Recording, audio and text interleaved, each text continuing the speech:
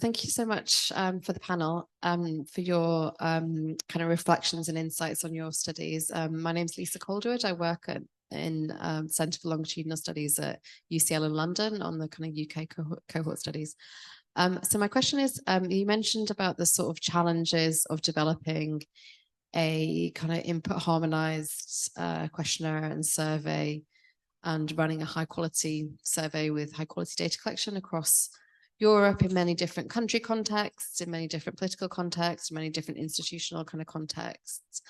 Could you say a bit more about how, from in a practical sense, you have kind of addressed that kind of challenge in your studies and your infrastructures?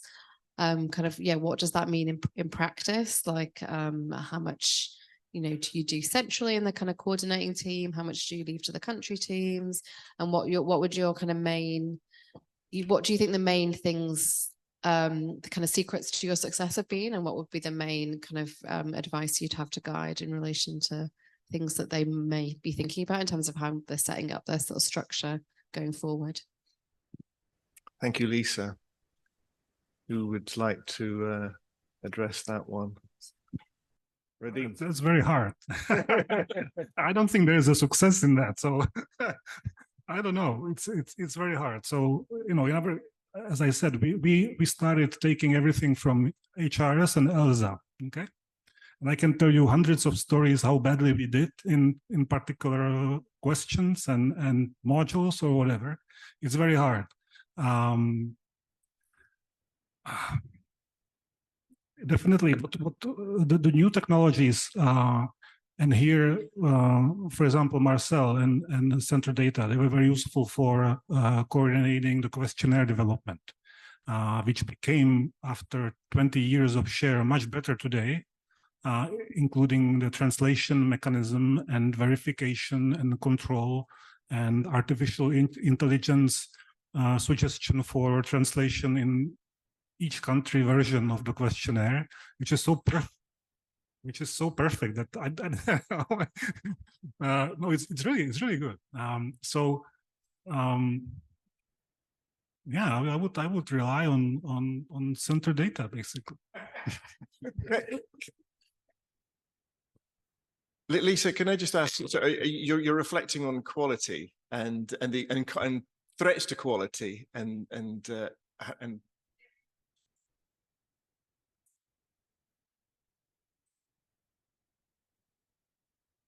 how do you run an infrastructure to keep it sustainable and keep it going and keep the quality high? Yeah.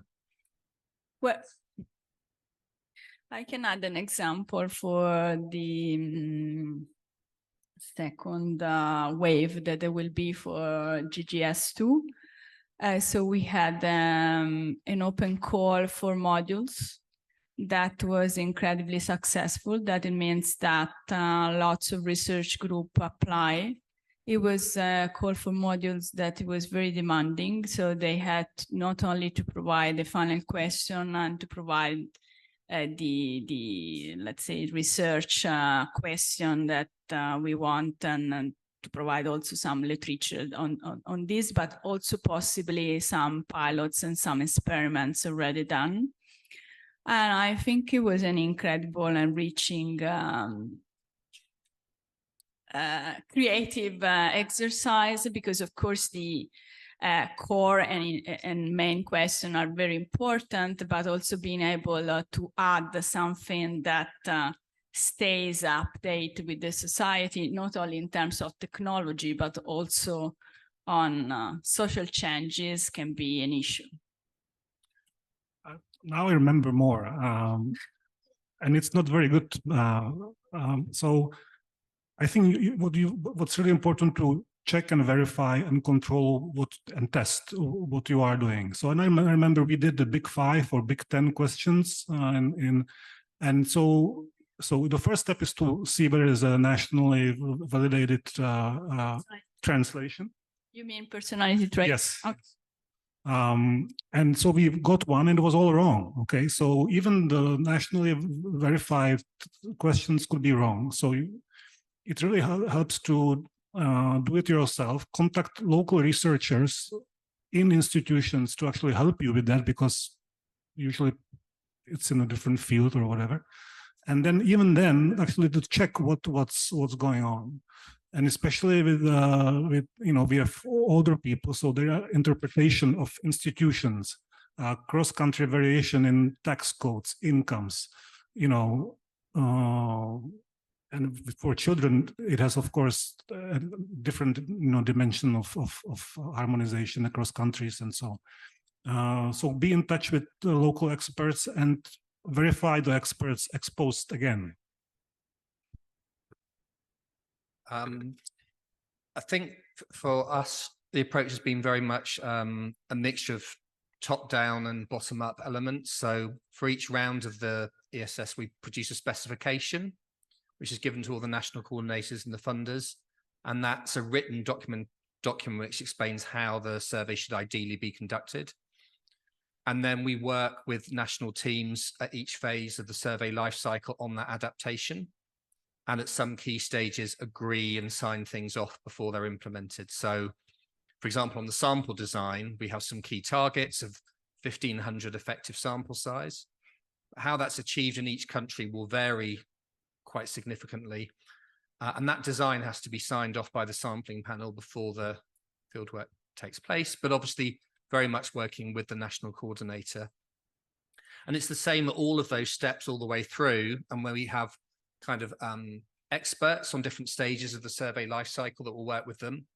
And then in more recent years, we've also had a country contact in the central team who oversees kind of all the work with the national coordinator. So it's that kind of partnership, but working to a clear specification. And if I can, one more memory, which is actually, I think, very useful, which we abandoned somehow. In the initial waves of share, we had the Americans involved, and they even had a team they would send to Europe to go from country to country, from University of Michigan, to actually control what we do, okay, to monitor what we do.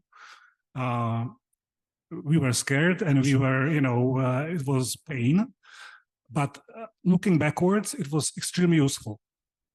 So I would introduce it again, knowing the operations, how I think they deteriorate over time in each country over time. Each wave, the agencies are used to too much to what they are doing, and so on and so on. So I would recommend seriously now to have, and not have this monitoring within each country, but across countries, to have someone who likes to travel, to go from country to country to monitor the training sessions, for example. The agencies, I don't know how you will do the training. In SHARE, we have a centralized train the trainer session, and then they go to their own countries and they teach the train interviewers. So I would have someone to go around these countries to monitor these training sessions to actually see what's going on. That was a big disciplinary measure, which was very useful. Thank you, Radim. Yes, very interesting. And yes, we have had we have done train the trainers, but we've not monitored the work which the people we've trained have subsequently done in their countries, and that would be an interesting exercise to undertake. Just a minor follow-up from me. So the Americans who were monitoring the early work in SHARE, was there American funding involved there? I'm just wondering why they were so keen to see what you were actually doing in the field. I think the Americans, usually the funding of NIH or NIA, were so, scared of what will happen in Europe, so they actually made a condition of the grant that they they have to monitor us too. So probably it was a condition. But even if it wasn't a condition, I think it was a good thing to do. And they were professional survey agency monitors, or maybe, I don't know, but it was very good. So the key message there is monitoring to maintain quality, I think. Maintain harmonization and quality, yeah. Because after the TTT is done in English, right? And then you go to, of course, the monitors, they don't know the local language, but they see what's going on and they see agencies tend to skip things, and they shorten the stuff, and they teach something because it's so obvious they miss many things. So the discipline is important.